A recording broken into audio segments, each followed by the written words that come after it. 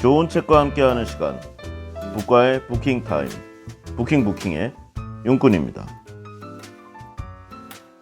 오늘은 세계적으로 극찬을 받은 팩트풀리스라는 책에 대해서 살펴보겠습니다.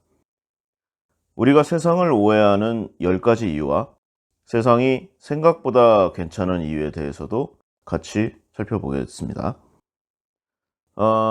저자인 이 로슬링 씨와 그의 아들 부부가 함께 쓴 이 책은 우리가 세상에 대해 얼마나 무지한지, 그리고 무지가 어디서 비롯되는지를 짚고 세상을 사실대로 보는 길로 이끄는 그런 방향성과 방법에 대해 알려주고 있습니다. 여기서 말하는 무지는 어리석다는 게 아니라 정확한 지식이 부족하다는 뜻으로 좀 설명되는데요. 팩트풀리스를 한국어로 번역하면 사실 충실성이라는 의미로 나오는데요. 팩트의 근거에서 세계를 바라보고 이해하는 습관을 뜻하는데, 여기서는 뭐 이런 방향성을 가져보자라는 그런 의지의 표현이기도 합니다. 사실 우리 주위를 둘러보면은요, 가짜 뉴스, 선전, 선동, 그리고 언론의 편파 보도, 그리고 이에 휘둘리는 사람들의 이런 여러 가지 모습들이 있죠. 뭐 이를 좀 언급을 하지만 뭐 이에 대해 직접적으로 비판하는 책은 아니고요. 다만 가짜 뉴스가 세계관을 왜곡하는 뭐 주범이라고 생각하지는 않는다. 우리는 세계를 단지 오해하기 시작한 게 아니라 지금까지 항상 오해하고 있었다. 뭐 이런 저자의 생각을 좀 밑바탕에 두고 있습니다. 그러니까 특정 어떤 요소가 개입돼서 이런 잘못된 좀 관념을 갖게 된 게 아니라 인간은 원래 그런 존재라는 뭐 그런 내용이죠. 이런 세상을 제대로 보지 못하게 하는 이런 사람들의 본능을 한번 짚어보고요.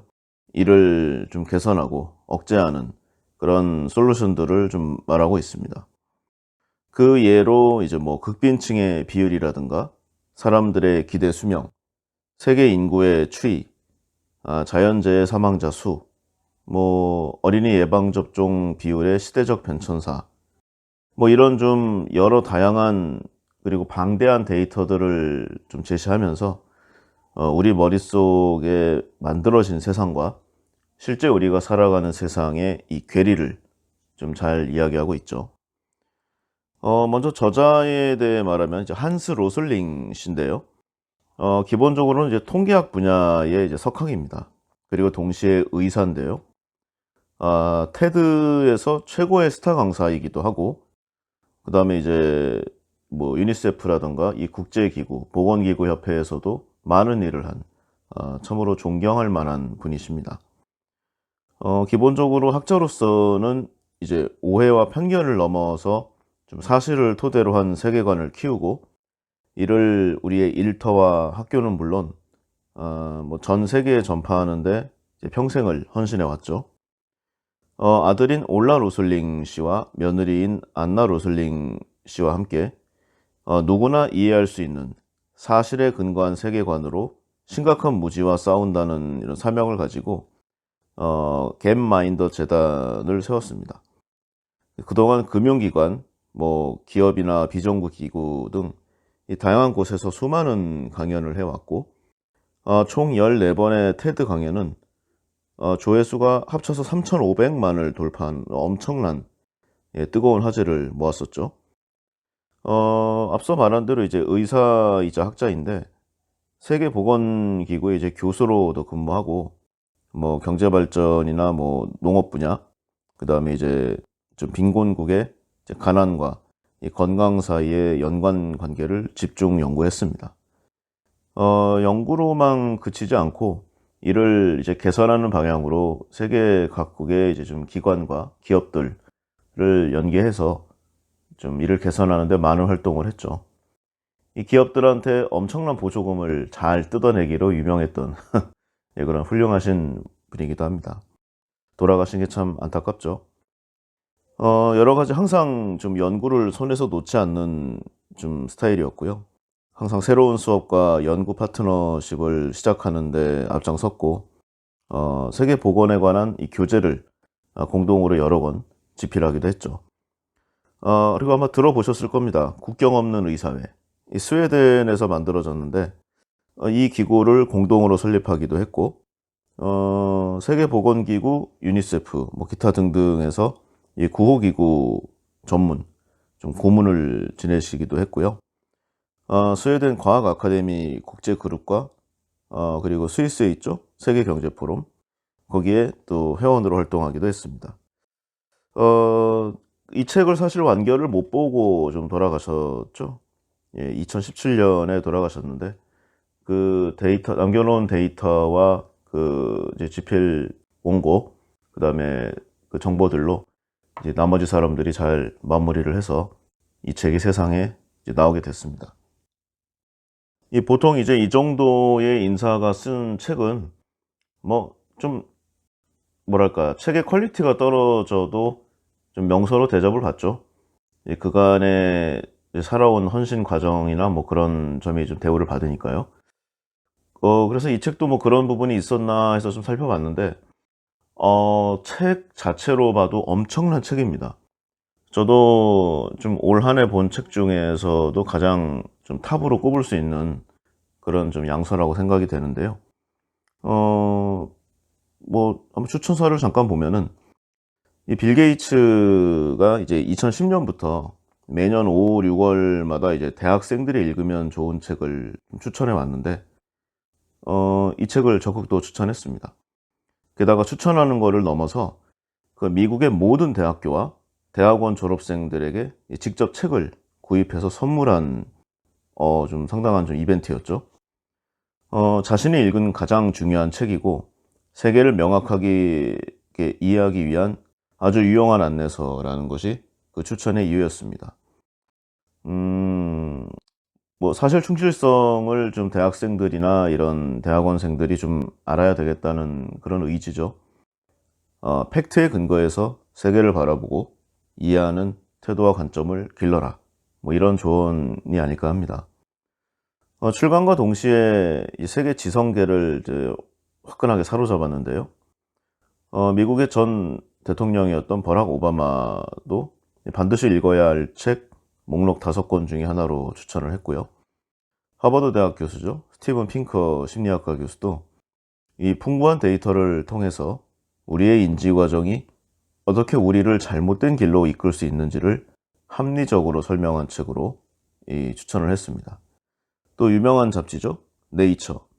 읽는 것만으로도 우리의 세계관이 완전히 뒤바뀔 거라는 극찬을 남겼습니다. 또한 옵저버지는 금세기 최고의 책으로 선정을 했고요. 너무 많으니까 짧게 하겠습니다. 뉴욕타임스, 월스트리트 저널, 가디언, 선데이 타임스 등 세계 유수 언론의 베스트셀러에 오르고 출간 이후 6개월 만에 100만 부를 돌파하는 기록을 세웠습니다. 현재는 이제 뭐 서구권은 물론이고 이제 약간 좀 그 개발도상국 쪽에서도 모두 출간이 돼서 수십 개국에 이르는 그런 좀 방대한 이 출판의 네트워크가 형성이 됐습니다. 뭐 잠깐만 읽어보셔도 이 책의 진가를 알 수 있습니다. 이 책 자체의 내용도 훌륭하지만 그 결과에 이르기까지의 방법론, 이 생각의 방식, 그 다음에 결과를 이끌어내는 논리, 추론, 굉장한 책입니다. 여기서 가장 이제 이 저자가 좀 깨트리고 싶은 뭐 그런 내용이 이제 확증 편향이라고 생각이 되는데요. 물론 제 개인적인 생각이지만 확증 편향이라고 하면은 뭐 잘 아시겠지만 어떤 내용을 이제 자신에게 유리한 정보만 선택적으로 좀 수집해서 정보화 시키는 거죠. 자기가 보고 싶은 것만 보고 믿고 싶은 것만 믿는 현상이라고 할 수 있는데 사실 뭐 정보의 객관성과는 아무 관계가 없습니다. 그냥 뭐 자기 믿고 싶은 대로 믿는 거죠. 인간은 이제 생물학적 실험 결과 이 자신의 생각과 일치하는 정보를 접하면은 뇌내에 도파민이 분비되고 이 반대의 결과면은 아주 심각한 이 불쾌감을 느끼는 것으로 밝혀졌습니다. 한마디로 좀 거슬리는 걸 싫어하는 겁니다. 주위를 보면은 성공한 사람들 옆에는 항상 기분을 잘 맞춰주는 아청꾼들이 있죠. 능력의 유무를 제외하고도. 그러니까 내 기분과 내 생각과 나의 결정에 반하는 그런 내용들을 인간은 참을 수가 없는 겁니다. 뭐 어찌 보면 이제 뭐 일상에서 너무 쉽게 느낄 수 있는 뭐 흔하고 뻔한 당연한 얘기들인데, 이게 우리의 인생에 미치는 결과, 이 시사하는 바는 뭐 실로 엄청나다고 할 수 있습니다.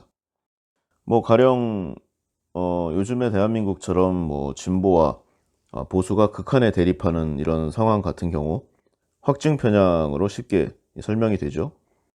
이 각종 뉴스와 정보가 있지만 사람들은 이 객관적으로 비교해서 분석하고 이 시시비비를 가려서 이 판단하는 게 아니라 이 보고 싶은 편향된 뭐 그런 채널만 보고 거기에 관련된 내용들, 또한 그 주장을 뒷받침하는 내용들만 더 찾아서 살펴보게 됩니다.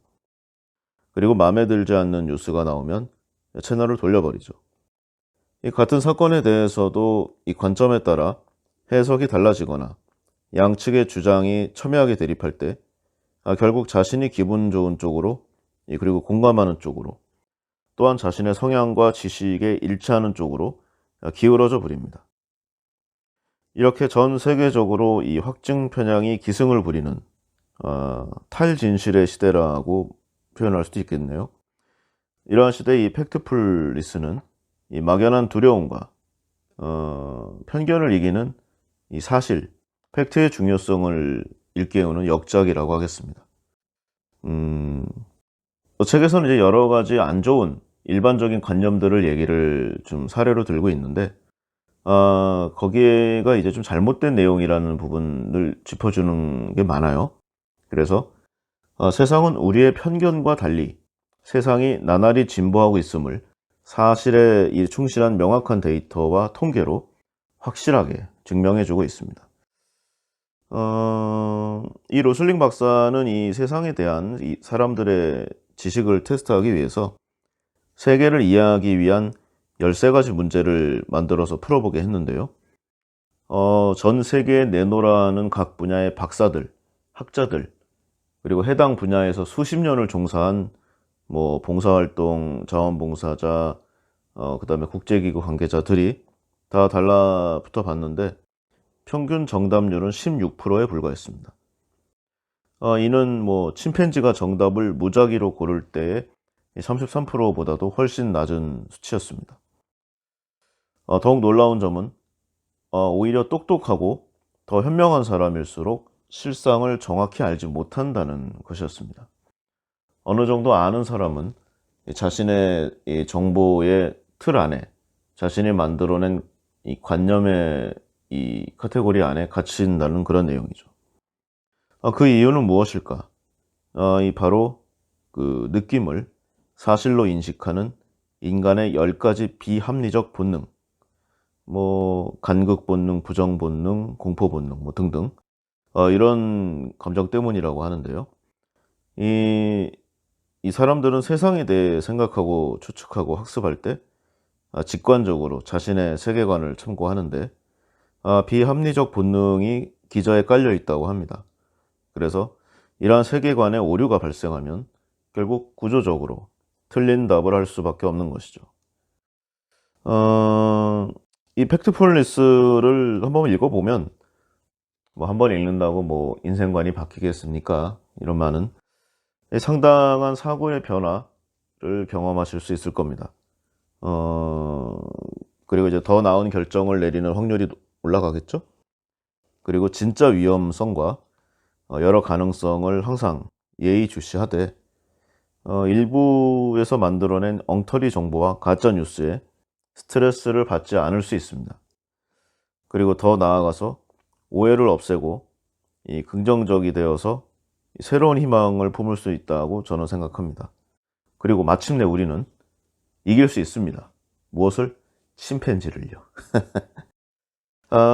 뭐 좀 조사를 더 해봤는데 뭐 이런 뭐 주변 얘기가 생각보다 좀 인트로가 길었네요. 그만큼 이 한스 로슬링 박사가 존경할 만한 분이고요.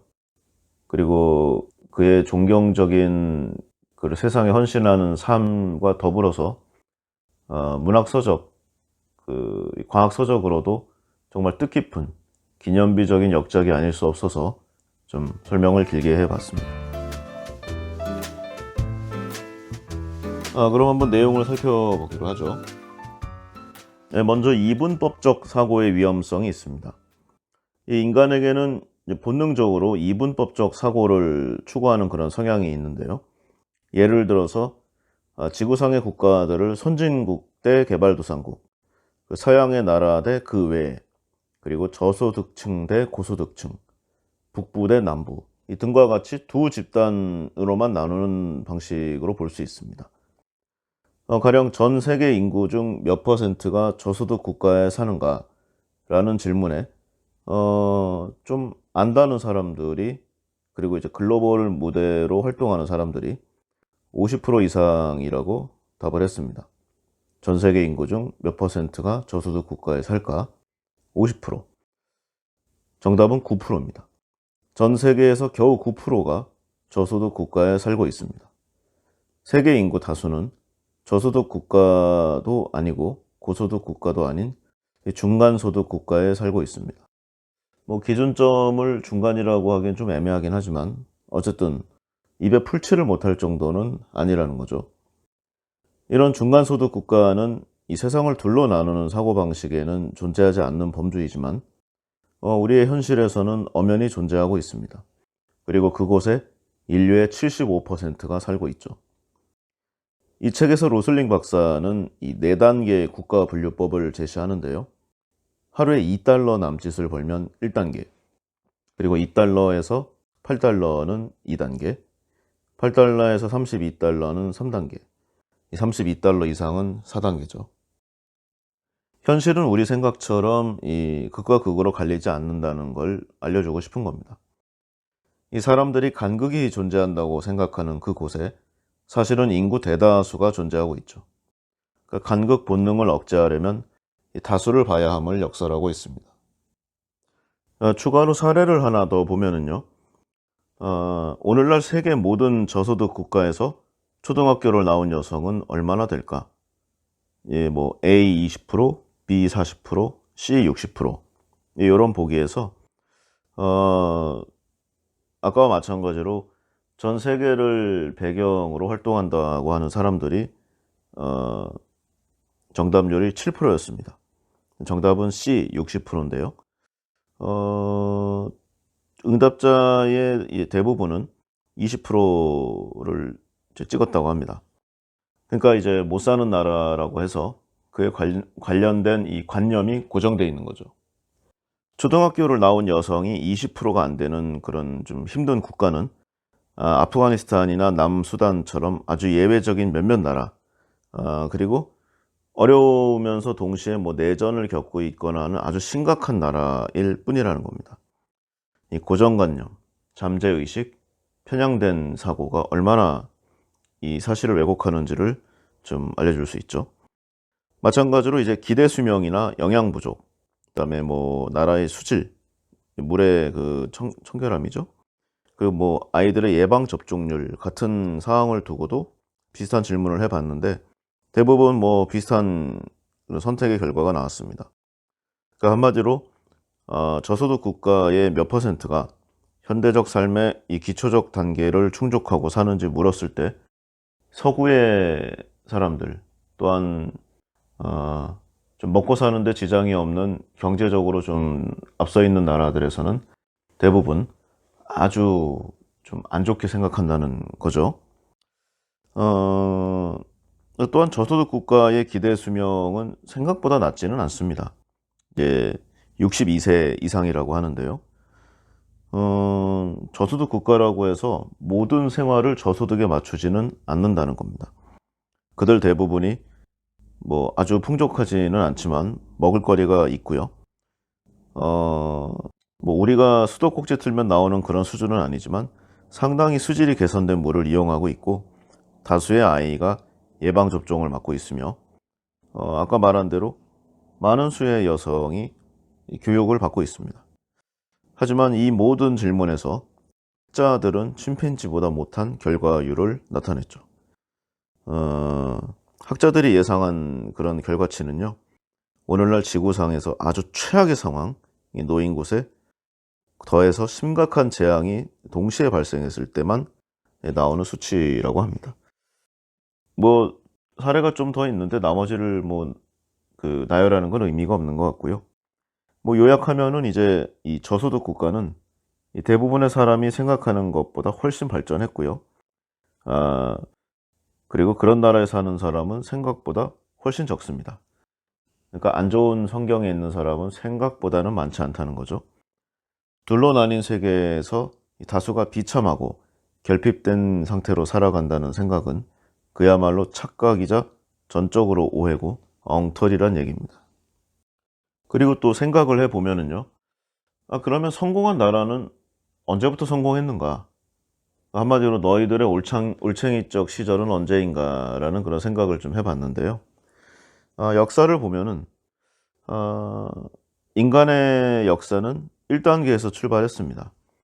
그러니까 오늘날로 치면은 1달러 이하, 1달러가 뭡니까? 그냥 거의 없다는 거에서 출발한 거죠. 그리고 10만 년이 넘도록 전 세계 그 누구도 1단계를 넘어서지 못했습니다. 그러니까 이제 야생동물 무리보다 조금 더 나은 수준에서 사람들이 10만 년을 살아왔다는 거죠. 그리고 아이들은 이 부모가 될 때까지 살아남지 못하는 경우가 허다했고요. 10만 년이라고 하면 너무 많아요. 그 이후로도 우리 인간들은 이 중세 암흑기를 거쳐서 중세라고 갈 것도 없습니다. 불과 200년 전만 해도 세계 인구의 85%가 여전히 극도로 빈곤한 1단계에 머물러 있었습니다. 오늘날에는 이 절대 다수가 중간층인 2단계와 3단계에 분산되어 있는데요. 이는 1950년대의 서유럽을 생각하면 되는 그런 생활 수준이라고 하겠습니다.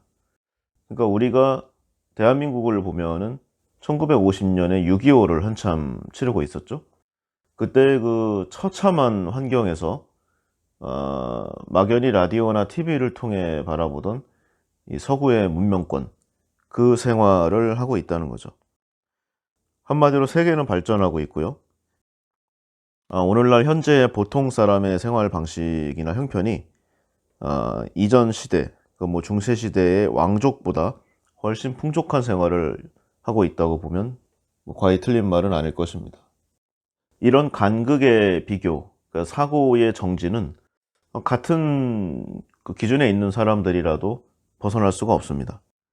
무슨 말이냐고 하면 절대치와 이 상대적이라는 그런 개념의 차이라고 할 수 있는데요. 예를 들어서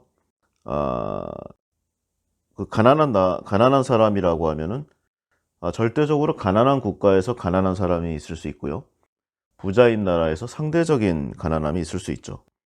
예를 들어서 이제 제일 잘 사는 나라 경제적으로 미국이라고 할 수 있는데, 미국에서 정부 바우처를 받으면서 사는 사람들 연소득은 25,000달러 정도로 보면 되는데 미국에서는 2, 3단계의 수준이라고 할 수 있죠. 3단계에 가깝습니다. 그렇지만 상대적으로 굉장히 빈곤한 사람이라고 좀 대우를 받죠. 그러나 이 생활 패턴이 절대치로 보면은 좀 어려운 나라에서는 매우 앞서가는 상황이죠. 한마디로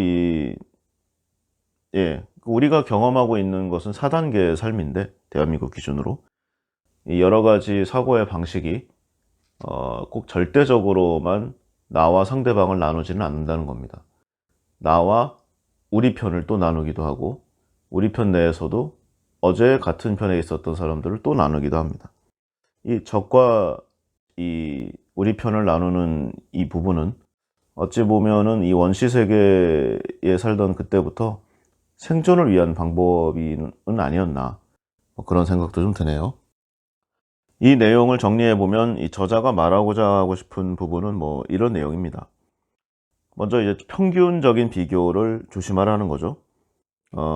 수학적으로 이제 분산과 중간값 이런 부분들이 나오지 않습니까? 가령 100억 있는 사람과 100만 원 있는 사람의 가운데로 보면 대략 50억인데 이 두 사람의 생활 방식이나 형편이 그 정도는 아니잖아요. 그래서 이런 부분이 있고요. 극단적인 비교를 조심하라는 거죠. 국가로 보나 사람으로 보나 어느 집단이든 이 상위 계층과 하위 계층이 어느 정도는 있게 마련이고, 뭐 그 차이가 심각하게 불공평할 때도 뭐 덜어 있죠. 그런 경우라도 사람들이 흔히 뭐 간극이 좀 심하게 존재하려니 생각하는 이 중간층에 사실은 대다수의 사람이 있다는 사실 잊지 말아야 할 것입니다. 그리고 이거는 좀 인생관에 관계된 것도 한데, 위에서 내려다보는 시각을 좀 그만하는 거죠. 어, 뭐 인생에 있어서도 주의해야 할 내용이 아닌가 합니다. 오늘은 여기까지 하겠습니다. 감사합니다.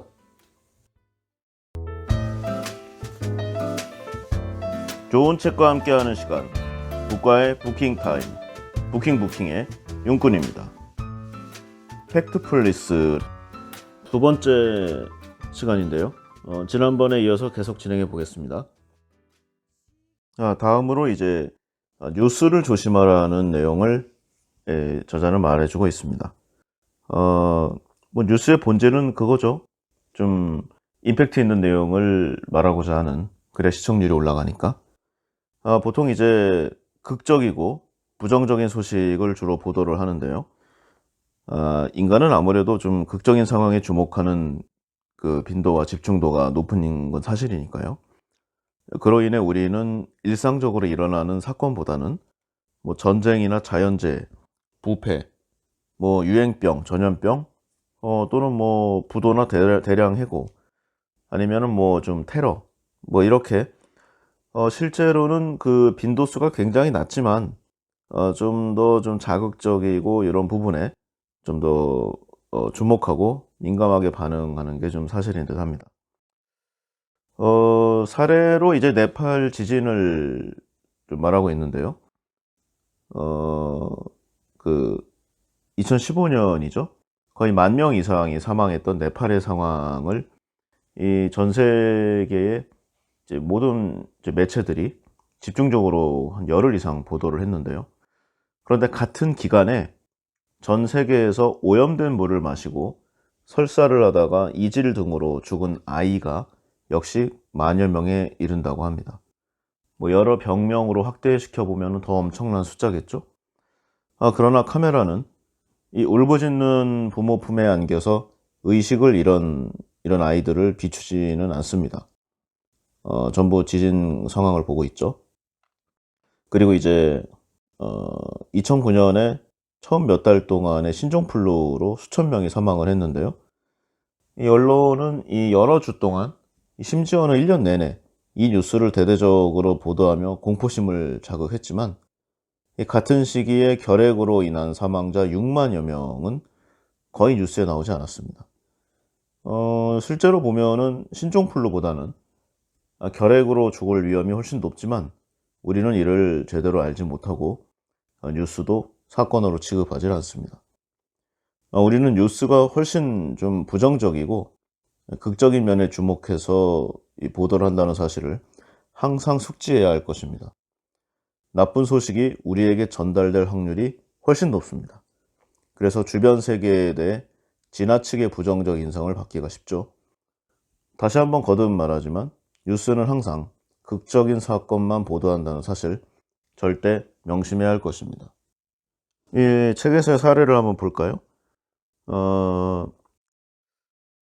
세상에서 벌어지는 이제 온갖 이런 좋지 않은 일에 대한 이런 소식이 항상 들려오지만, 뭔가가 개선되고 있거나 뭔가 좋아지는 것들, 수치상으로 우상향하는 것들은 잘 나오지가 않습니다.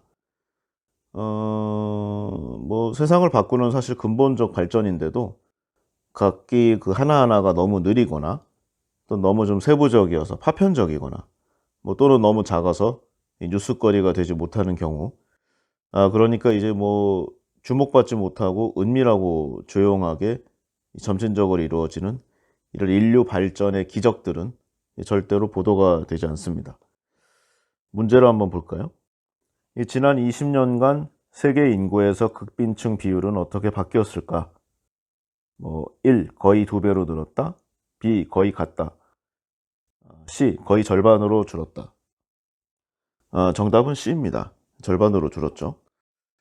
지난 20년간 이 세계 인구에서 극빈층 비율은 거의 절반으로 줄었는데요. 하지만 온라인으로 설문을 한 조사 결과 거의 모든 나라에서 이 사실을 아는 사람은 10%도 안 되었다고 합니다. 아까도 약간 얘기했듯이 인류는 모두 1단계 이하의 비참한 상황에서 시작을 해서 1960년도까지 대부분 줄곧 1단계 삶을 살아왔습니다. 그때까지는 오늘날의 기준으로 보는 극빈층이 예외가 아니라 아주 일반적이었죠. 시간이 한 30년 지난 상황으로 보면 1997년도에는 우리나라는 IMF가 왔는데 인도와 중국의 총 인구 중에 42%가 극빈층이었습니다. 그러다가 2017년 조사에서는 인도에서 이 비율이 12%까지 떨어졌고요. 그러니까 뭐 20, 30년 전보다 거의 3억 명 이상이 비율이 줄은 거죠. 중국에서는 이 같은 기간에 이 비율이 0.7%까지 급격히 떨어져서 뭐 인구 자체가 많으니까 5억 인구 정도가 이 좀 생존점, 한계점을 넘어섰다고 합니다. 뭐 중국은 워낙 경제 발전이 좀 이 기간 동안에 극적이었으니까 뭐 그런 것도 있지만 라틴 아메리카도 마찬가지여서 이 비율이 14%에서 4%로 줄었습니다. 숫자로 보면은 약 3,500만 명이 1단계를 벗어난 거죠. 이 정도면 아주 훌륭한 거 아닌가요? 파티를 열어야 된다는 생각도 있는데요. 그렇지만 항상 우리들은 우울합니다. 현재 대한민국 기준으로 우리는 대부분의 정부 지원을 받지 않는다는 범위 내에서 4단계 국가의 삶을 살고 있다고 할 수 있는데요. 우리는 텔레비전에서 여전히 전 세계의 극빈층들을 보고 있습니다. 빼빼 말라서 파리가 날아다니는 그런 환경에 나오지 않는 엄마의 모유를 먹는 눈만 커다랗게 남은 아이들의 모습이 잔상으로 남아있는 거죠. 세계는 분명히 엄청나게 발전해 왔는데 아무것도 변하지 않은 것만 같습니다. 하지만 이 4단계의 경제적으로 앞서 있는 나라들의 이 사람들이 눈치채지 못한 사이에 수십억 인구가 비참한 삶을 탈출했고요. 오늘날 세계 시장에서 소비자와 생산자가 되었습니다. 수십억 인구가 이 기준점을 탈출했다는 것이죠. 뭐가 발전했는지 한번 상황별로 볼까요? 너무 사례가 많이 제시돼서 타이틀만 한번 보겠습니다. 합법적인 노예제도, 그러니까 강제 노동이 합법이거나 국가에서 강제 노동을 실시하는 나라는 전 세계 200여 개 나라 중에 거의 없다고 봐도 되겠습니다. 부분적으로 3개국이 남아있다고 하는데 이도 좀 거의 개선이 되고 있다고 하고요. 유조선이나 이런 좀 해양시설물에서 새어나온 기름 유출건, 1980년도만 해도 600건이 있었다고 하는데요. 2016년, 17년 이후로는 이제 뭐 5건 정도로 된다고 하네요. 그 다음에 이제 그리드 패러티를 이루기 위해서 발전하고 있는 이 신재생 에너지. 그 중에서도 태양광을 보면은, 80년대 이전에는 모듈, 이 패널 가격이 $60 이상이었다고 합니다. 하지만 2016년 기준으로는 0.6달러. 어마어마하죠? 그 다음에 에이즈 감염 지수. 이 100만 명당 이 HIV에 새로 감염된 사람이 90년도에는 좀 100만 명당 거의 600명 수준, 오늘날에는 200명 정도라고 합니다. 게다가 칵테일 효과의 각종 치료법들이 나와서 치료라고 하기는 좀 어렵지만 이제 좀 당뇨같이 컨트롤하면서 사는데 지장이 없는 그 단계까지는 왔죠. 그 다음에 아동 사망, 5번째 생일 전에 죽는 아동의 비율이, 이건 좀 사례가 옛날이긴 한데 1800년도에는 거의 절반에 육박하는 44%. 그러니까 자식 2명 나면 1명 죽는 겁니다. 이게 오늘날에는 약 4%로 줄었죠. 또 10만 명당 이 전쟁 사망자. 옛날엔 참 무식하게 싸웠습니다. 중공군의 뭐 인해 전술 이런 얘기 들어보셨죠? 기관총이 난사하는 곳에 그냥 맨몸뚱이로 돌진하는 겁니다. 참 답답하죠. 이게 오늘날에는 10만 명당 1명. 뭐 유도 정밀 무기라던가 아니면은 핵심 국가 기관 시설만 파괴하고 경제적으로 봉쇄해서 항복을 받아내는 이런 방식이기 때문에 오늘날에는 이제 상대적으로 인명의 손실이 많이 적어졌습니다. 그다음에 이제 항공기 사고 사망 같은 경우도 1930년대 해만 해도 이제 2,000건. 그러나 오늘날에는 이제 한 해에 한 건 나올까 말까 하죠. 요즘에 좀 많이 보이더라고요. 그다음에 이제 뭐 핵무기. 1990년도만 해도 한 7만 개 정도가 있었다고 하네요. 네, 오늘날에는 15,000개. 물론 이거는 이제 공식 자료니까 얼마나 뒤에 숨겨놨는지는 모르죠. 그다음에 뭐 천연두를 비롯한 각종 질병률은 현재 거의 0으로 떨어졌고요. 흑사병이라고 하면은 이제 중세 시대의 인구를 거의 절반 이하로 떨어뜨렸던 아주 무서운 질병인데 오늘날은 이제 거의 정복이 되었다고 할 수 있습니다. 그다음에 이제 뭐 굶주림을 겪는 비율은 아까 좀 얘기를 많이 했고, 기타 오존층 파괴 뭐 요인이나 물질 같은 경우도 10분의 1 이하로 줄었습니다. 그러면 뭐가 늘어났는가? 일단 문화적으로 새로 나온 영화나 이런 창작물들이 좀 1920, 30년도에 비해서 10,000배 이상 성장했고요. 자연보호구역이 사람들의 생각과는 다르게 보통은 난개발로 해서 더 파헤쳐진다고 생각하는데 1950년에 비교해서 수십 프로 이상 성장을 했습니다.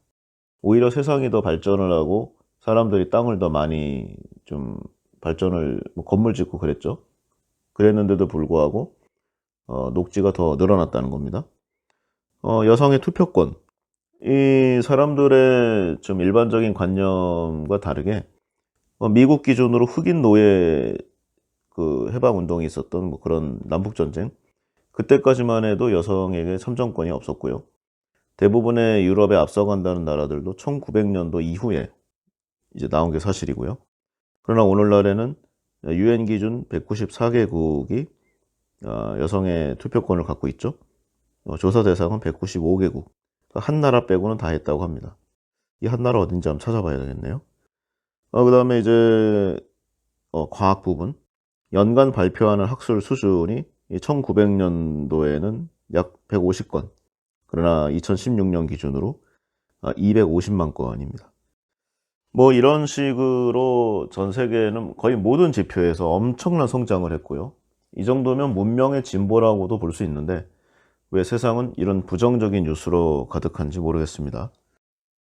이런 희망적인 통계가 많은데 왜 세계는 점점 나빠진다고 말하는가? 사실은 이제 인간의 부정 본능 때문이라고 합니다. 이 좋은 것보다 나쁜 것에 더 주목하는 이 본능. 여기에는 세 가지 원인이 작용한다고 하는데요. 하나는 이제 과거를 잘못 기억하는 기억의 오류. 또 하나는 언론인과 활동가들이 사건을 선별적으로 보도하기 때문. 그러니까 지들 밥 먹고 살려고. 마지막으로 상황이 나쁜데 세상이 더 좋아진다고 말하면 뭔가 좀 냉정해 보이는 또는 여론을 호도하는 것 같은 이미지를 주기 싫어서라고 합니다.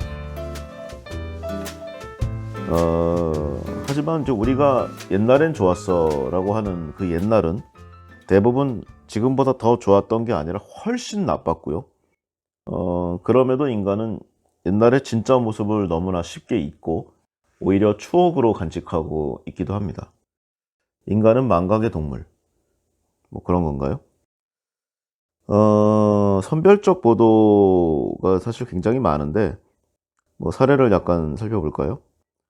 뭐 사고 나지 않는 항공기. 보통 보면은 뭐 어디서 비행기가 추락해서 뭐 승무원을 비롯한 승객 뭐 몇백 명이 죽었다. 이런 내용이 끝이 없죠. 근데 실제로 그 항공기를 제외한 이 모든 수만 수십만 편의 항공기는 아무 문제 없이 잘 이착륙을 하고 있고요. 그다음에 뭐 흉년, 가뭄, 뭐 자연재해를 입어서 뭐 작황이 엉망이다. 이런 뉴스가 나오지만 그 지역을 제외한 나머지 모든 지역에서는 아주 잘 자라고 있습니다. 언론의 자유가 많이 좀 좋아졌죠. 게다가 이 방송 관련 기술이라든가 뭐 예측 이런 테크놀로지의 발달로 우리는 그 어느 때보다 많은 소식을, 특히 임팩트가 있는 많은 재난 이야기를 접하고 있습니다. 옛날 같으면 별 관심이 없었을 중동의 어느 나라의 이 분쟁, 그런 얘기도 우리는 리얼타임으로 접하고 있죠. 만약에 우리가 수백 년 전에 뭐 예를 들어 조선에 살았다. 그러면 유럽인이 아메리카 대륙 전역에서 원주민을 대량 학살한 뭐 그런 일은 뉴스에 나오지 않았겠죠. 중국에서 뭐 중앙 계획이 실패하는 바람에 대량 기근이 발생해서 수백 명이 굶어 죽었다. 뭐 이런 거를 이제 유럽에서 한창 사회주의 운동을 하고 있던 학생이나 이런 젊은이들은 몰랐겠죠. 어, 인류가 이렇게 다양하게 발전하고 성장하면서 특히 더 성장한 것이 이제 고통을 감시하는 능력이 아닌가 합니다. 좋아진 언론 보도 자체가 사실은 원래 인류 발전의 지표이긴 한데 그 덕에 사람들은 좀 정반대 느낌을 좀 받는 것 같아요. 뭐 예를 들어 범죄 같은 것도 많이 늘어났다고 생각하는데 사실은 현격히 줄었죠. 어, 뭐 이와 관련해서 먹고 사는 사람들이 많아서 그런 것 같기도 합니다. 활동가나 뭐 로비스트, 뭐 기타 정치 관련 이런 사람들은 이런 게 자꾸 터져야 돼요. 그래서 전반적으로는 분명히 발전하고 있는데 마치 세상이 뭐 내일이라도 끝날 것처럼 이 과장된 우려와 예측으로 공포를 조성하는 이 공포 마케터들이 좀 문제가 아닌가 합니다. 상황이 꾸준히 악화된다고 착각하는 게 사실 무리가 아닙니다. 그 뉴스는 이 현재 일어나는 나쁜 사건에 대해 끊임없이 경각심을 불러일으키는데요. 이 그런 뉴스가 유발하는 이 암울한 기분은 이 과거를 잘 기억하지 못하는 우리의 무능 탓에 더욱 심해지죠. 우리는 좀 역사를 기본적으로 역사라고 하면 너무 좀 긴가요? 자기가 기억하고 있는 옛날을 조금 장밋빛으로 기억하는 그런 습관이 있다고 합니다. 그래서 1년 전, 10년 전, 뭐 50년 전에도 사실 끔찍한 사건이 지금보다 훨씬 더 많았다는 사실을 잊고 있죠. 그러다 보니 세상이 점점 더 나빠진다는 착각에 빠져서 뭐 더러운 스트레스를 받고 어, 좀 참을 만한 일에도 희망을 포기하기도 합니다. 분명 세상은 경제적으로 훨씬 좋아졌는데 빈곤함의 자살을 택하는 경우도 훨씬 많아졌죠. 이거 참 어떤 일인지 잘 모르겠습니다. 개인적으로 이제 기자들도 많이 알고 있는데 개인적으로 보면은 참 활달하고 유쾌하고 사명감 넘치고 아주 괜찮은 사람들입니다. 그러나 그들이 써내는 결과적으로 생산해내는 결과물들을 보면은 참 이런 사람을 계속 만나야 되나 하는 생각도 있죠. 항상 극적인 상황을 만들어서 주의를 끌어야지 먹고 사니까 뭐 이해는 하는데 참 안타깝습니다. 주로 이제 많이 써먹는 게 이런 거죠. 분명히 장기적인 추세선으로는 이제 개선이 되고 있는데 항상 뭐 올라갈 수는 없습니다. 중간중간 일시적으로 후퇴하는 상황이 발생할 수 있죠. 이 특정 상황만을 골라서 여기다 좀 살을 붙이고 위기의 이야기를 만들어내는 이런 재능들이 정말 탁월합니다. 우리는 세계적으로 이 정보가 좀 공유가 많이 되고 있고요. 투명한 세계에 살고 있어서 다른 나라에서 만들어낸 사건을 또 가공하고 이러면 뭐 우리한테는 거의 엄청난 뉴스가 들어오기 마련이죠. 그 각각의 뉴스의 사실성을 안 그래도 바쁜 세상에 살고 머리가 지끈지끈한 우리들이 하나하나 살펴볼 수는 없을 것입니다. 어, 저자는 이제 확인을 해보라고 하는데요. 그래도 뭐 살펴보라는 게 아니고요. 이 끔찍한 소식을 어떤 소식을 들었을 때 침착하게 스스로에게 질문을 던져보라고 하는 거죠. 만약에 지금 들은 이와 같은 비관적인 뉴스 말고 이 정도 수준의 긍정적인 내용이 있었다면 과연 내가 그 소식을 들었을 수 있을까? 혹은 대규모의 발전 건수가 뭐 수백 건이 있었다고 한들 내가 그 소식을 들었을까? 아이가 익사하지 않았다는 소식, 자선단체 홍보물에서 아동 익사 사고나 결핵 사망, 빈곤 사망 등이 줄었다는 소식을 볼 수 있을까? 그럴 리가 없죠. 그러면 당장 지원금이 줄어드니까. 이런 긍정적 변화는 훨씬 흔하지만 그 소식은 우리에게 전달되지 않는다는 점을 명심하라고 저자는 이야기하고 있습니다. 맞는 얘기죠. 잊지 말아야 할 것입니다. 부정복능 억제. 어, 좋은 소식은 뉴스가 안 되고, 점진적 개선도 뉴스가 안 되고, 그리고, 어, 뭐 그런 내용들의 뭐 총합, 당연히 믿으면 안 되겠죠? 그리고 뉴스에 많이 나온다고 해서 그 고통 지수가 더 큰 것은 아니라는 점 잊지 말아야 할 것이고, 장밋빛 과거도 주의하라. 우리의 과거는 그다지 장밋빛이 아니었다. 지금이 더 좋다. 하는 내용입니다. 참 생각해 보면은 다 맞는 얘기인데 그렇게 되지가 않는 저 자신도 팩트풀리스를 명심해야 될 거라는 생각을 좀 해봅니다.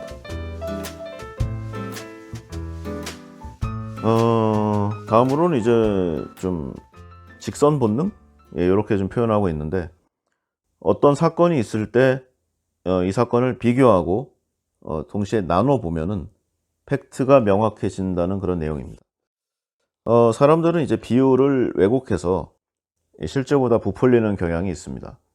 그러니까 이 이전의 얘기는 사실 자체를 왜곡하는 거고, 이번에는 사실은 사실대로 놔두되 그 안에 있는 이 비율을 조정하는 거죠. 큰 수는 항상 커 보이고요. 수치가 달랑 뭐 한두 개만 있으면 오판하기가 쉽습니다. 이로 인해서 우리는 이 세상의 발전을 아주 체계적으로 과소평가하게 되는데요. 뭐 예를 들어 보면은 지난 2016년에 신생아는 1억 4,100만 명, 그리고 좀 안타깝게도 죽은 아이는 420만 명이었다고 합니다. 한 해에 420만 명의 아이가 죽다니 세상은 아주 끔찍하군요. 너무나도 비극적입니다. 사망률 3%.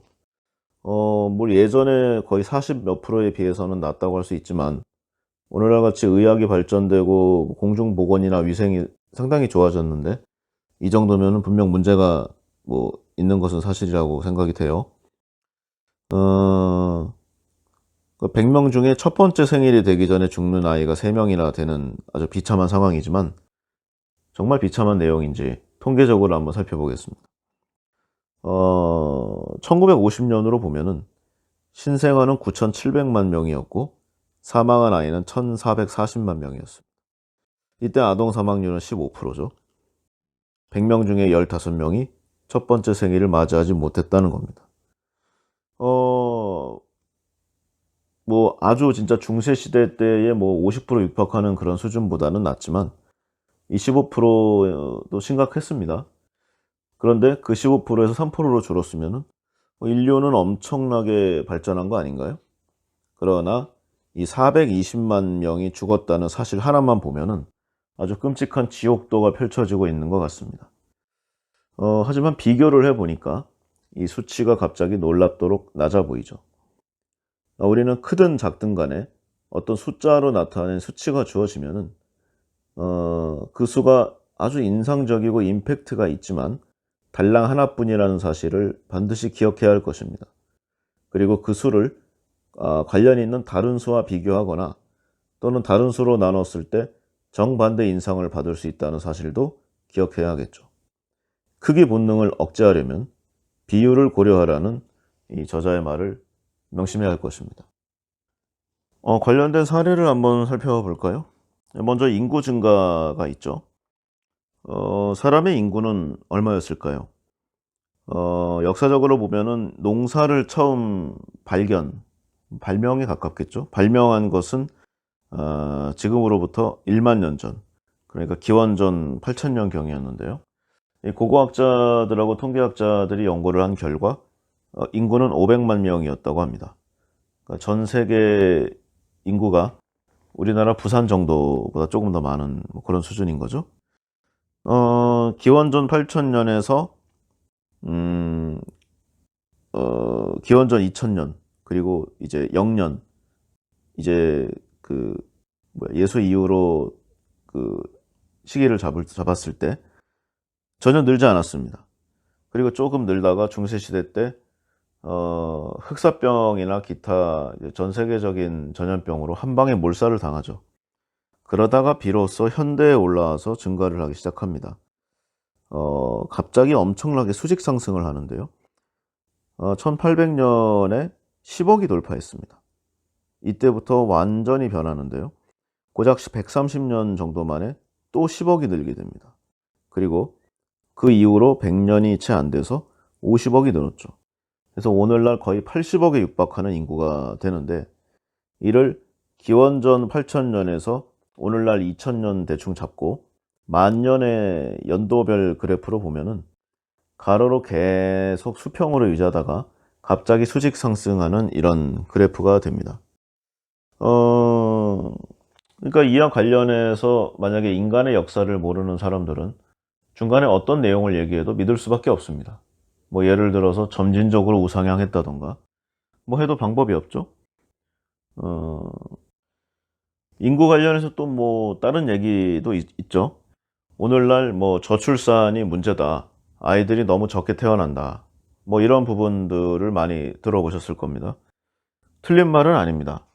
확실히 예전에는 많이 낳았고 지금은 적게 낳죠. 하지만 그렇다면 옛날이 좋았는가? 당연히 장밋빛 시각은 금물입니다. 1800년까지 여성은 아이를 평균 6명 낳았는데요. 그렇게 보면 인구는 엄청나게 증가를 해야 되죠. 세대별로, 세대마다. 그런데 사실 그 폭발적으로 늘기 직전까지는 큰 변화가 없었습니다. 이 옛날 영화를 보면은 유독 좀 어린아이들의 무덤, 묘지가 많은 그 장면들이 많이 나오는데요. 영화 등에서. 아이 6명 중에 평균 4명이 부모가 되기 전에 죽는 세대도 있었다고 합니다. 그러니까 한 6명, 7명 나와서 2명, 3명 살아남는 거죠. 예, 끔찍한 자연적 계산법이 아닐 수 없습니다.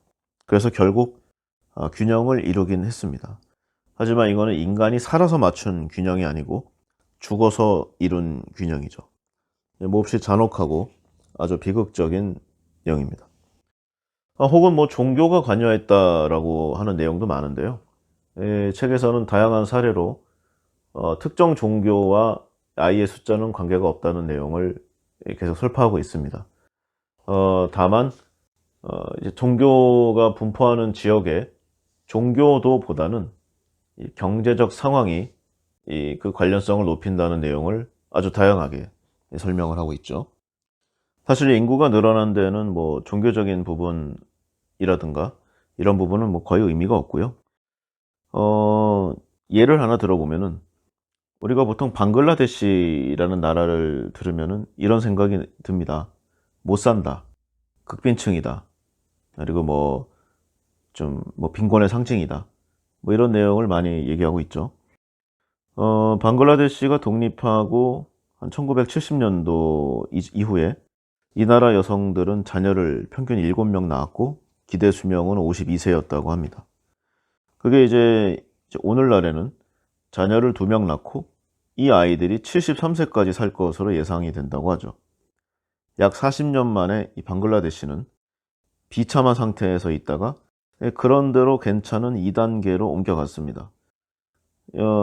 기초의료와 아동 생존에서 놀라운 발전을 이뤄서 얻은 기적인데요.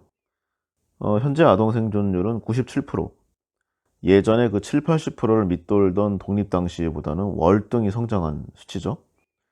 부모는 이제 이에 따라서 자녀들이 이제 대부분 살아남고 생존하리라고 예상을 해서 그래서 아이를 적게 낳게 됐고, 이가 이제 대가족이 사라진 대표적인 이유가 아닐까 합니다. 마찬가지로 이제 1960년도에 이집트에서도 태어난 아동의 30%가 5살이 되기 전에 죽었는데요. 당시 나일강 삼각주는 이제 온갖 위험한 질병과 영양실조가 만연했고, 그냥 아이들에게는 그야말로 고통의 땅이 아니었을 수가 없습니다. 그러다가 이제 기적이 일어났죠. 아스완댐을 건설하면서 상황이 바뀌었는데요. 각 가정에 전기가 공급되고 이에 비례해서 교육 환경이 개선되고 기초 의료 시설이 늘어나면서 당시 사람들을 괴롭혔던 말라리아 등을 박멸하게 되었고 상대적으로 안전한 식수가 공급됐습니다. 그 결과 오늘날 이집트의 아동 사망률은 2.3%로 떨어졌는데요. 이는 1960년대의 영국이나 프랑스보다도 낮은 수준입니다. 인간은 확실히 발전하고 있는 것이죠. 이 직선 본능, 세상은 비례적으로 또는 비율적으로 어떻게 될 것이다라는 또는 발전해 왔다라는 그런 생각을 주의하라는 내용, 이 부분도 좀 기억을 해야 할 것입니다. 실상 특정 요소, 지표, 많은 추세선들은 직선보다는 S자 곡선이나 미끄럼틀 곡선, 뭐 낙타, 혹 그런 모양을 닮은 곡선 또는 두 배 증가 곡선, 이렇게 아주 다양한 방식으로 진행이 된다는 것을 이제 좀 설파하고 있고요. 직선 본능에 너무 매몰되지 말라고 하는 뭐 좋은 사례가 있습니다. 태어나면서부터 생후 6개월까지 아이는 엄청난 속도로 성장을 하죠. 아마 뭐 아이를 좀 육아를 해보신 분은 아시겠지만 기저귀 사이즈가 늘어나는 걸 보면 알 수 있습니다. 보통 소형으로 시작했다가 특대형으로 가는데 몇 달 안 걸리죠. 하지만 이러한 성장 속도를 이후에도 평생 유지하지는 않습니다. 그러면 이제 거인이 되겠죠. 그렇게 예상하는 부모도 없고요. 마찬가지 아니겠습니까?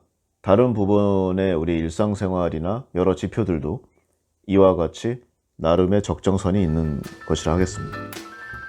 오늘은 여기까지 하겠습니다. 감사합니다.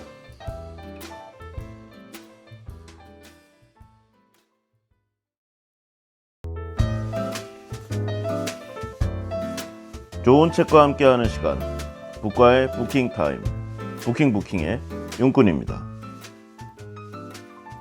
네, 오늘은 팩트플리스 마지막 시간인데요. 다음으로 세상은 비록 느리지만 분명히 나아지고 있다는 내용도 좀 더 깊숙하게 살펴보겠습니다. 저자인 한스 로슬링 박사는 이 30개 국가의 세계가 점점 좋아진다고 생각하는가, 나빠진다고 생각하는가, 아니면 그대로라고 생각하는가, 이런 질문을 던졌는데요. 모든 국가에서 나빠지고 있다고 대답했다고 합니다. 특히 한국은 터키, 벨기에, 멕시코 다음으로 부정적 답변이 높았는데요. 우리나라 인구의 80% 이상이 전 세계의 미래를 비관적으로만 보고 있다고 답을 냈습니다. 이 상황이 점점 나빠진다는 말은 우리가 가장 많이 듣는 이야기죠. 뭐 시장에서 설문조사를 해보면은 항상 불경기라고 합니다. 제 기억에 지난 20, 30년 동안 경기가 좋았던 적은 단 한 번도 없었습니다. 신문에 나오는 얘기만 믿는다면요. 세상은 테러와 내전이 점점 늘고 있고, 어패류 남핵과 바다 오염 또한 아주 경악할 만한 수준입니다. 얼음은 지속적으로 녹고 있고 해수면은 계속 상승하고 있죠. 정말인가요? 그렇다면 세계는 정말로 계속 나빠지기만 할까요? 그러나 아까 여러 가지 통계 사실들을 말했듯이 세상은 분명히 점진적, 점층적으로 개선이 되고 있고요. 뭐 여러 가지 내용들은 1950년대와 비교하면은 그 몇 배에서 몇십 배 이상 그 수치가 좋아졌습니다. 전 세계 문맹률은 다만 몇 프로에 불과할 정도고, 경제 환경을 떠나서 전 세계 여학생의 90% 이상이 교육을 받고 있습니다. 안전한 상수원의 물을 이용하는 사람과 예방 접종을 받는 아이의 비율도 90%를 훨씬 넘었죠. 뭐 각종 뭐 전기가 들어가는 모든 장치라던가 국가에서 제공하는 서비스도 비약적으로 상승했습니다. 다만 이제 우리는 국민, 국가, 뭐 종교나 문화를 포함해서 많은 것이 상당히 좀 변화가 느린 탓에 늘 똑같이 보일 수 있다는 사실을 알아야 할 것입니다. 비록 사소하고 느린 변화라도 조금씩 쌓이면 큰 변화가 된다는 사실을 꼭 잊지 말아야 할 것이겠죠. 자연재해를 보면은 실제 자연재해 사망자 수는 예전에 비해 절반보다도 한참 밑으로 떨어져서 지금은 100년 전에 비해 겨우 20% 수준인데요. 이나마도 좀 보다 넓게 자연재해를 확장해서 그 기준에 들었기 때문이라고 합니다. 같은 시기에 인구가 약 50억 명 이상 증가한 사실을 감안하면 실제 사망자 수는 더 크게 줄어서 100년 전에 약 6% 이하에 불과한다고 하죠. 오늘날 자연재해 사망자가 크게 줄어든 이유는 자연이 변해서가 아닙니다. 자연환경이 좋아져서가 아니고 다수가 더 이상 1단계에 살지 않기 때문이죠. 자연재해는 소득 수준을 가리지 않고 닥치지만 그에 대응하는 인간의 경제력, 방어력은 그 수준을 달리하기 때문에 피해 정도는 각각의 개체마다 다를 수밖에 없습니다. 즉 부유할수록 철저히 대비해서 피해가 줄어든다는 것이죠. 또한 전쟁과 관련해서도요. 제1, 2차 세계대전 이후에 사람들은 제3차 세계대전의 공포에 이제 떨어왔지만 제2차 세계대전이 마무리되고 지금 거의 80여 년이 지난 지금도 3차 대전은 일어나지 않았습니다. 영구적이지는 않지만 좀 단기적이긴 하지만 좀 상대적인 평화가 있었고요. 국지전을 제외하고 인류 역사상 강대국들 간에 이렇게 긴 평화가 이어진 역사는 없었습니다. 오늘날 갈등과 그 갈등으로 인한 이런 사망자는 그 어느 때보다 적다고 할 수 있죠. 객관적인 수치로 보면은 우리는 인류 역사상 가장 평화로운 시기에 살고 있지만 어찌된 일인지 인류 역사상 가장 끔찍한 이미지와 뉴스가 흘러나오는 그런 시대에 살고 있습니다. 이 이미지는 누가 만들어낸 걸까요? 외부에서 만들어낸 것도 있지만 내부에서 자초한 것도 있습니다. 지난 2011년도에 후쿠시마 그런 방사능 그 사건이 있었죠. 사람들은 그때 최대한 빨리 후쿠시마를 탈출했다고 하는데요. 그러나 이후 1600명 이상이 사망을 하게 됩니다. 그런데 이제 상황을 역학조사해 본 결과 이들을 죽음으로 내몬 것은 방사능이 아니었고요. 사람들은 대부분 방사능을 피해서 도망쳤지만 방사능 때문에 뭐 사망했다고 보고된 사람은 아직 없다고 합니다. 근데 이 죽었던 1600명은 탈출 과정 또는 탈출 후에 사망했다고 하는데요. 대부분 노인이었고요. 피난 그 자체 과정이라든가 오빠가 밟혀 죽었다는 내용이죠. 그 다음에 이제 대피소까지는 왔는데 이런 좀 삶에서 오는 정신적, 신체적 스트레스가 사망 원인이었다고 합니다. 한마디로 이들을 죽음으로 내몬 것은 방사능이 아니라 방사능 공포였죠. 또 한 가지 사례를 볼까요? 지난 20년간 미국에서 테러로 사망한 사람은 약 3,100여 명, 상당한 숫자입니다. 한 해 평균 약 160여 명인데요. 그러나 같은 기간 미국에서 음주로 사망한 사람은 약 140만 명, 한 해 평균 6만 9천 명에 이른다고 합니다. 물론 아주 공평한 비교일 수는 없습니다. 음주 사망은 대부분 술을 마신 사람도 피해자이고 또는 음주로 교통사고가 났으면 옆에 앉은 사람도 피해자로 계산이 되니까요. 좀 더 공정하게 비교하려면 술을 마시지 않은 사람이 피해자인 경우만 따져야 할 것이지만 이렇게 잡아도 한 해 평균 미국에서 음주 사망자는 약 7,000명 이상이라고 합니다. 결과적으로만 보면은 미국에서 내가 좀 관심 있어 하는 나의 관계자가 술을 마신 사람 손에 사망할 위험이 테러리스트 손에 사망할 위험보다 약 50배나 높다고 할 수 있는 거죠. 그러나 4단계 나라에서 이 극적인 테러 사건은 언론의 대대적인 관심을 받지만 음주 피해자는 신문 한 줄 나오지 않습니다. 그리고 공항 곳곳에 이제 눈에 띄는 보안 요원들, 테러 위험을 그 어느 때보다 낮춰주는 안전 요소죠. 하지만 언뜻 보기에는 뭔가 위험이 더 커진 듯한 느낌을 주는 것도 사실입니다. 대부분 이렇습니다. 실제로 매우 위험한 것은 외면하게 하고요. 별로 위험하지 않지만 극적인 요소는 키워주는 거죠. 사실 충실성을 항상 잊지 말아야 한다는 내용이 또 반복되고요. 지금 우리가 공포에 사로잡혔다는 걸 좀 알아야 하고 우리를 두렵게 하는 것이 반드시 가장 위험한 것이 아니라는 사실을 다시 한번 잊지 말아야 할 것입니다. 다음 크기 본능 한번 볼까요? 현재 어떤 지표로 보든 간에 세계 중심이 서구권에서 아시아로 좀 무게 중심이 이동하고 있다는 것은 사실인 듯 합니다. 인구로만 봐도 21세기 말이 됐을 상황에 아메리카와 유럽 쪽의 인구는 거의 변하지 않지만 아프리카는 30억이 더 늘고요. 아시아도 10억 명이 더 는다고 합니다. 2100년이면 세계 인구의 80% 이상이 아프리카와 아시아에 살게 된다는 이야기죠. 오늘날은 북대서양 주변에 이런 잘 사는 강대국들, 세계 인구의 약 11%에 해당하는 사람들이 가장 잘 사는 4단계 소비자 시장의 60%를 차지하고 있습니다. 그러나 지금처럼 전 세계에서 소득이 꾸준히 높아진다면 아마 그 비율은 2027, 8년경에 50% 이하로 줄어들 것이고요. 2040년이 되면은 4단계 소비자의 60% 이상이 서양 이외 지역에 살게 될 것입니다. 무엇을 말하는가? 조만간 서양의 세계 경제 지배가 끝난다는 말이죠. 우리는 세계 인구의 상당수가 아시아에 살고 있다는 사실을 이제 인정해야 됩니다. 인지해야 하고요. 경제력 면에서 서양인은 이제 80%의 우월함이 아니라 20%의 마이너리티로 떨어지고 있는 것도 인정해야 할 것입니다. 물론 뭐 부분적으로는 많은 요소들이 있겠지만요. 또 이를 막기 위한 강대국의 여러 가지 방법, 뭐 신흥국들을 쥐어짜는 거겠죠. 뭐 그런 내용들이 계속 있겠지만 큰 대세를 바꾸기는 어려울 겁니다. 세계 시장의 무게중심이 이 대서양에서 인도양으로 옮겨가고 있는데요. 아시아와 아프리카를 만약에 놓치게 되면 미래의 무역을 장악할 사람들, 이 큰 시장을 쉽게 놓쳐버리는 겁니다.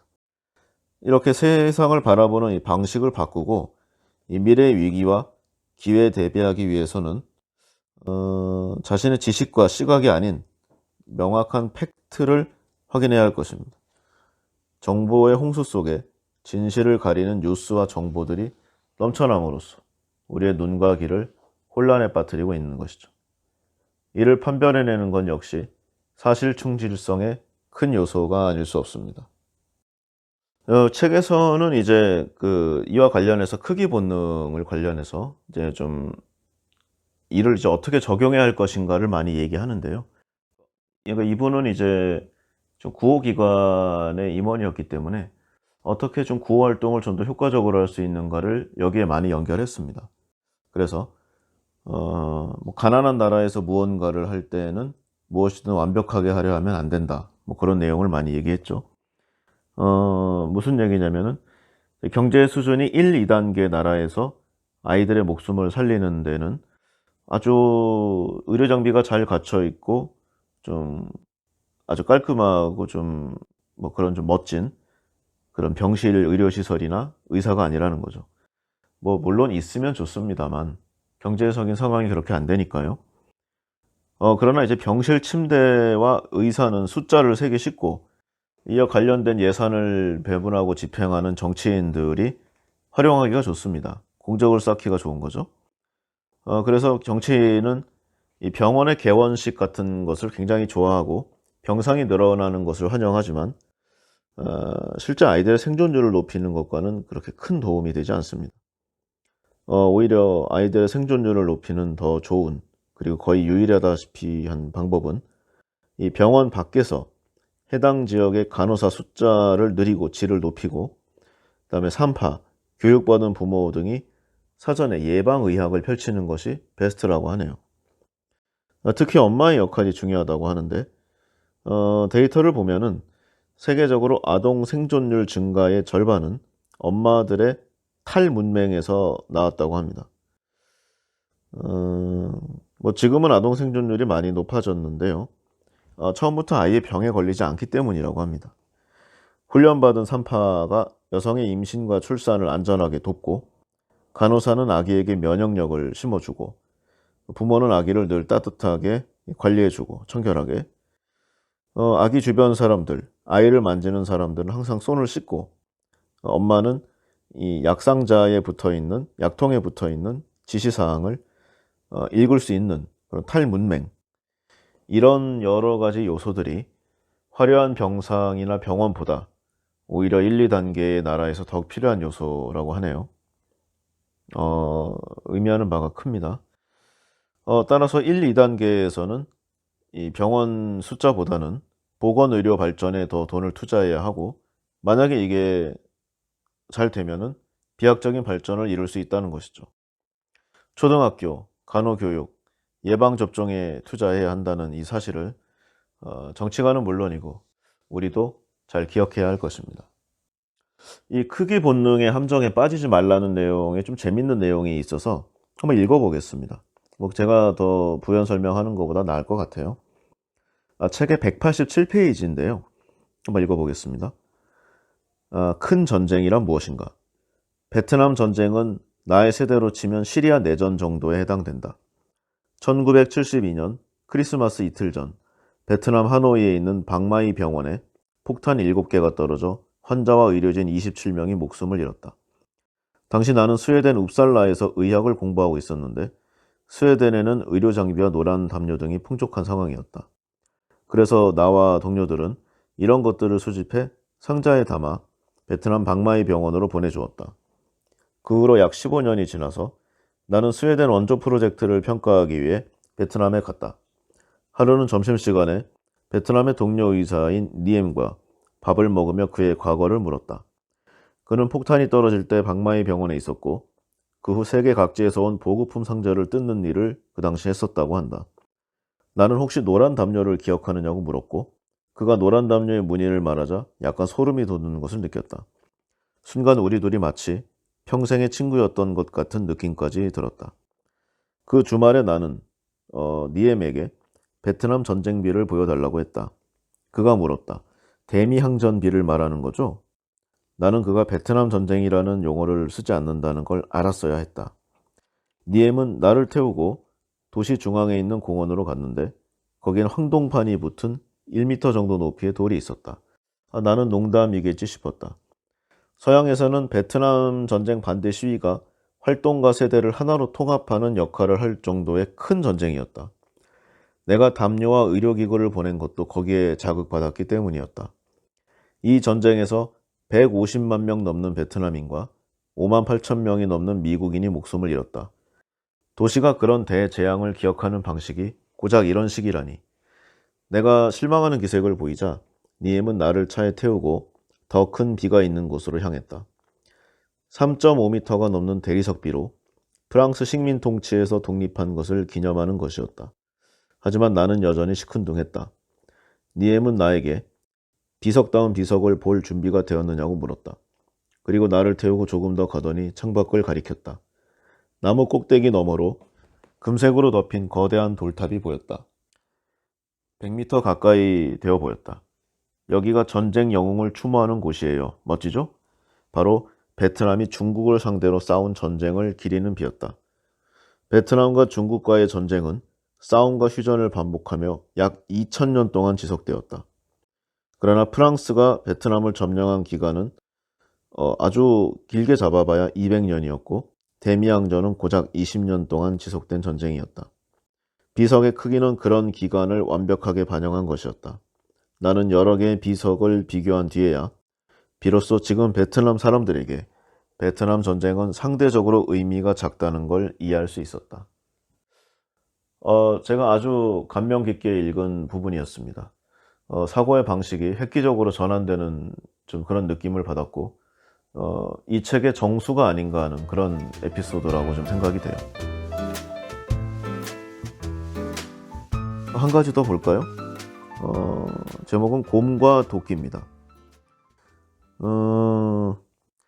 38세 여성 마리 라르소는 도끼로 머리를 여러 차례 맞아 살해당했다. 2004년 10월 17일 밤 스웨덴 북쪽의 작은 도시 피테오에 있는 마리의 집에서 벌어진 일이다. 옛 남자가 몰래 침입해 마리가 집에 오길 기다렸다가 저지른 끔찍한 범행이었다. 새 아이의 엄마가 잔혹하게 살해당한 이 비극적 사건은 스웨덴 매체에 좀처럼 보도되지 않았고 지방신문도 아주 짧게 보도했을 뿐이다. 스웨덴 북쪽 끝에 사는 새 아이의 아버지인 40세 남성도 같은 날 사냥을 나갔다가 곰을 만나 목숨을 잃었다. 그의 이름은 요한인데 1900년 이후로 스웨덴에서 처음으로 곰에게 목숨을 잃은 사람이 되었다. 아주 드물고 희귀한 경험이면 분명하다. 잔혹하고 비극적인 데다 희귀하기까지 한 이 사건은 스웨덴 전역의 언론에 대대적으로 보도됐다. 그러나 결과적으로 생각해보면 스웨덴에서 곰의 공격으로 목숨을 잃는 일은 한 세기에 한 번 일어나는 사건인 반면에 여성이 옛 애인에게 살해당하는 사건은 평균 한 달에 한 번꼴로 일어난다. 정확하게 규모를 비교해보면 약 1300배나 많이 발생한 사건이다. 그런 가정 내 살인 사건은 한 건 더 일어나봤자 제대로 짚게 되지도 않는 반면 사냥 중 사망 사건은 큰 뉴스거리가 되었다. 언론 보도가 우리에게 어떤 생각을 하게 하든 간에 죽음은 다 똑같이 비극적이고 참혹한 것은 당연하다. 언론이 우리에게 어떤 생각을 하게 하든 사람 목숨을 구하는 데 관심 있는 사람이라면 곰보다 가정폭력에 훨씬 더 신경을 써야 하는 것이 당연하다. 수치를 비교하면 그 점을 확연히 알 수 있다. 기자들의 펜에 휘말려서는 안 될 것이다. 예, 저자는 이 뉴스 기사를 듣고 바로 또 실험에 착수했다고 합니다. 이런 언론의 히스테리에 아주 좀 신물이 나서 뉴스 보도와 좀 실제 사망자 비율을 살펴보았는데요. 좀 2009년경에 신종플루 사건이 좀 많이 나왔죠. 수천 명이 사망했는데 그때 2주일 동안 신종플루로 사망한 사람은 약 30명. 그러나 구글에서 검색한 관련 기사는 25만 건이었다고 합니다. 사망자 1명당 기사가 약 8천 건인데요. 같은 2주일 동안 결핵 사망자는 6만 3천 명인데 대부분 1, 2단계에 사는 사람들이죠. 결핵은 충분한 시간과 돈만 있으면 얼마든지 고칠 수 있는 병입니다. 하지만 결핵은 전염성이 있고 결핵균주는 약재의 내성이 생길 수 있기 때문에 4단계 사람도 많이 죽을 수 있는 병이죠. 그런 결핵을 다룬 뉴스는 사망자 1인당 0.1건입니다. 신종플루가 결핵보다 8만 2천 배나 더 주목을 받은 거죠. 여러 가지를 정말 알려주는 내용이 아닐 수 없습니다. 결론적으로 좀 뉴스에 나오는 이런 내용들을 살펴보면은 이 바깥 세상은 정말 위험한 세상 천지가 아닌가 하네요. 자연재해로 많은 사람이 죽고 질병이 퍼지고 비행기가 추락하고 전쟁이 일어나고 테러가 일어납니다. 이 모든 일이 밖에서 일어나죠. 수평선 저 너머에서 일어나고 있습니다. 좀 이상하지 않습니까? 이런 끔찍한 사건은 우리가 사는 안전한 장소인 여기서는 좀처럼 일어나지가 않죠. 하지만 저 밖에서는 날마다 일어나는 것만 같습니다. 하지만 좀 기억해야 할 거는 분명히 있어요. 저 밖은 무수히 많은 장소의 합입니다. 우리나라 제외한 다른 나라는 모두 저 바깥에 외국으로 표현이 되죠. 그러나 우리는 한 곳에 살고 있고요. 이 나라는 하나로 표현됩니다. 따라서 저 밖에 있는 모든 장소가 우리가 사는 이곳만큼 안전함에도 끔찍한 사건과 사고 수백 건은 여전히 저 밖에서 일어날 것입니다. 하지만 그 장소를 하나하나 따로 추적해 보면은요. 그 사건들이 일어난 대부분의 장소가 얼마나 평화로운지 깜짝 놀랄 것입니다. 그러다가 끔찍한 일이 벌어진 그날 하루가 뉴스에 나오는 것이죠. 그리고 그 밖에 다른 날은 그곳에 아주 평안한 소식을 들을 일이 없습니다. 밖은 위험한 것인가? 아무도 모를 일이죠.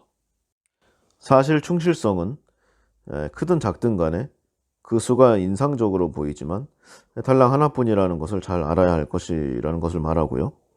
항상 비율을 고려해서 생각하라는 교훈을 남겨주고 있습니다. 총량과 비율은 완전히 다른 이야기죠. 비율의 의미가 더 크다는 것을 잊지 말아야 할 것입니다. 특히 국가 간이나 지역 간 비교에서는 전체적인 내용을 보지 말고 1인당 수치를 반드시 구해봐야 할 것입니다. 중국에서 사건이 일어나면 15억에 해당되는 것이고요. 우리나라에서 사건이 일어나면 5천만 명에 해당되는 것입니다. 그 총량이 같을 수가 없죠. 또한 저자는 그 일반화의 본능도 좀 위험하다고 설파하고 있습니다. 여기에도 사례가 있는데요. 이 저자가 이제 교육을 하러 갔을 때, 조사를 하러 갔을 때, 한 여학생이, 본인을 따라간 여학생이 2단계 국가의 삶을 제대로 이해하지 못해서 큰 대가를 치를 뻔한 적이 있다는 그런 이야기를 하고 있습니다. 한번 좀 살펴볼게요. 내가 인도 케랄라주에 있는 8층짜리 멋진 현대식 사립병원을 찾아갔을 때의 일이다. 인도의 수준에 맞지 않는, 그렇다고 생각이 되는 아주 멋들어진 병원이었다. 우리는 복도에서 아직 오지 않은 한 명의 학생을 기다렸는데 15분이 지나도 오지 않아 우리끼리 움직이기로 하고 복도를 따라 대형 승강기를 탔다. 병원 침대가 여러 개 들어갈 정도로 매우 큰 승강기였다. 이번 행사를 주최한 집중치료실 실장이 6층 버튼을 눌렀다. 문이 닫히는 순간 금발의 젊은 스웨덴 학생이 병원 복도로 뛰어오는 모습이 보였다. 뛰어! 그 모습을 본 학생의 친구가 소리치며 발을 내밀어 승강기 문을 멈추려고 했다. 순식간에 일어난 일이었다. 우리나라에서도 뭐 많이 이런 일이 일어나곤 하죠. 승강기 문은 여학생의 발을 조이며 계속 닫혔다. 학생은 공포와 고통에 비명을 질렀다. 승강기는 천천히 올라가기 시작했다. 학생은 더 크게 비명을 질렀다. 이러다가는 발이 다친 수준이 아니라 다리가 부러지겠다고 싶을 때 우리를 안내하던 실장이 뒤쪽에서 튀어나와 빨간색 비상정지 버튼을 눌렀다. 그리고는 내게 화난 말투로 도와달라고 했다. 우리는 문을 강제로 열어 피가 흐르는 학생의 다리를 빼냈다. 나중에 그 실장이 내게 말하기를 살다 살다 이런 일은 처음 봐요. 어떻게 그런 바보 같은 학생이 의과대학에 있을 수가 있죠? 나는 스웨덴 승강기에는 자동 감지 장치가 있어서 문 사이에 무언가가 끼면 닫히던 문이 저절로 다시 열린다고 설명했다. 인도 의사는 의심스러운 눈으로 말했다. 그런 고도의 기술이 매 순간 작동할 거라고 어떻게 확신하죠? 그냥 늘 작동합니다. 엄격한 안전 규칙이 있고 정기적으로 점검하니까 잘 작동하겠죠. 좀 어리석은 대답 같았다. 그러나 실장은 아직도 확신하지 못하는 눈치였다. 그렇다면 스웨덴이 워낙 안전해서 해외로 나가면 위험하겠군요. 나는 그 여학생이 그렇게 바보는 아니라고 장담할 수 있다. 그러나 어리석게도 4단계 나라에서 승강기를 타던 자신의 경험을 다른 모든 나라 승강기에 일반화했을 뿐이다. 일반화의 오류에 한번 좀 큰 교훈을 얻었군요. 그러고 나서 자기의 이야기를 합니다. 또 하나 보죠. 내 인생 최초의 순간. 우리 학생들을 비난할 마음은 없다. 나도 별반 다를 게 없으니까. 1972년 의대 4학년이던 나는 인도 벵갈루루에서 의학을 공부했다. 첫 번째 수업은 신장 엑스레이에 관한 내용이었는데 나는 첫 번째 엑스레이를 보며 신장암 사진이 분명하다고 생각했다. 하지만 수업을 존중하는 마음에서 말하지 않고 잠시 기다리고 했는데 잘난 척하고 싶지는 않았다는 그런 생각이었다. 인도 학생 몇몇이 손을 들고 한 사람씩 그게 어떤 암이고 어떻게 진행하고 어디에 퍼지는지 최선의 치료법은 무엇인지 등을 설명했다. 그들은 이런 식으로 30분간 고참 의사만 알 것 같은 문제에 대답을 했다. 그러다가 내가 어이없는 실수를 저질렀다고 생각이 들었다. 강의실을 잘못 들어온 게 분명한 것이 아닌가 하는 생각. 4학년 학생이 아니라 이 정도 수준이면 전문의가 틀림없었다는 생각이다. 나는 그들의 분석에 덧붙일 말이 하나도 없었다. 그들 모두가 나를 뛰어넘는 아주 우수한 학생이었기 때문이다. 강의실을 나가면서 옆 사람에게 원래 저는 4학년 수업을 들으려고 했는데요. 했더니 그가 말했다. 4학년 맞습니다.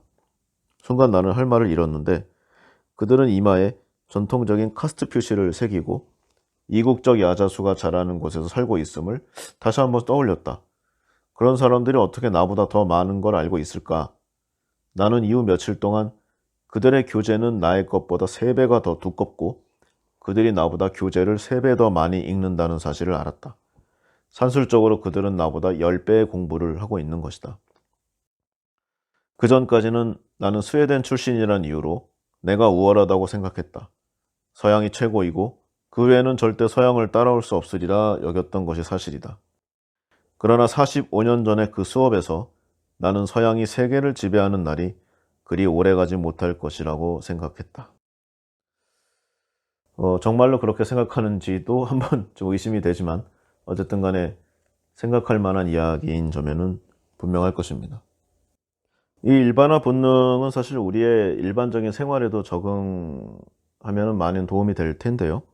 집단 내 차이점을 잘 살펴봐야 할 것이고요.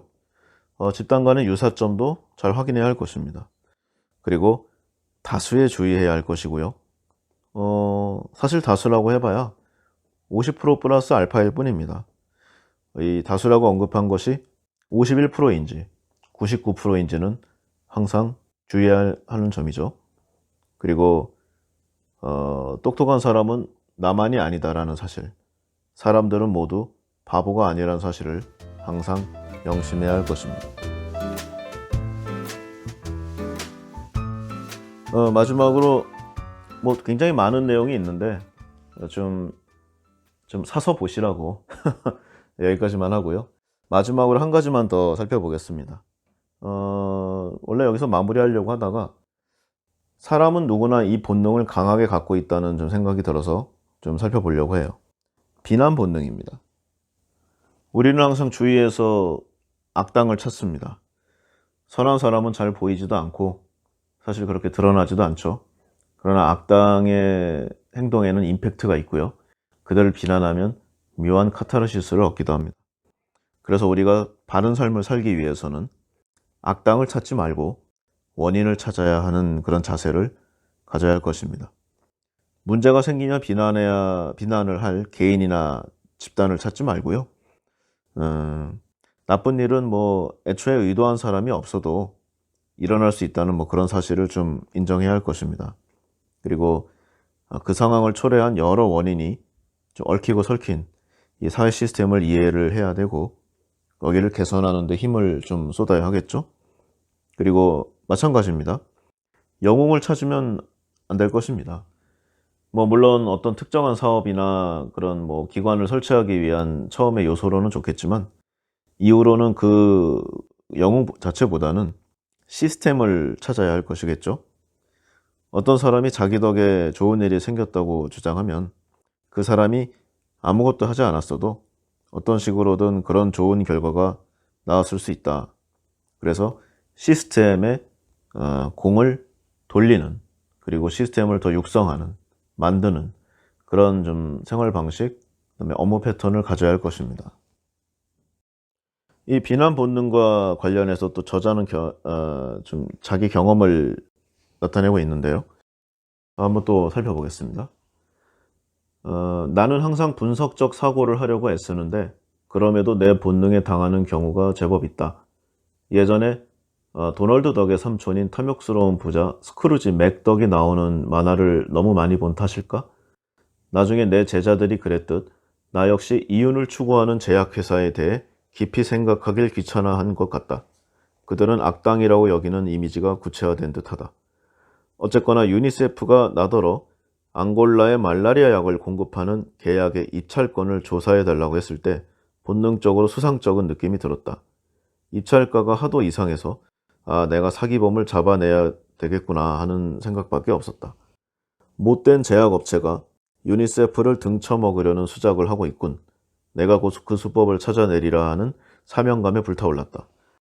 유니세프는 업무상 여러 제약회사의 입찰 경쟁을 붙여 10년 동안 약을 공급받고는 했는데 계약 기간과 규모가 워낙 매력적이라 입찰자들은 아주 좋은 가격을 제시하기 마련이다.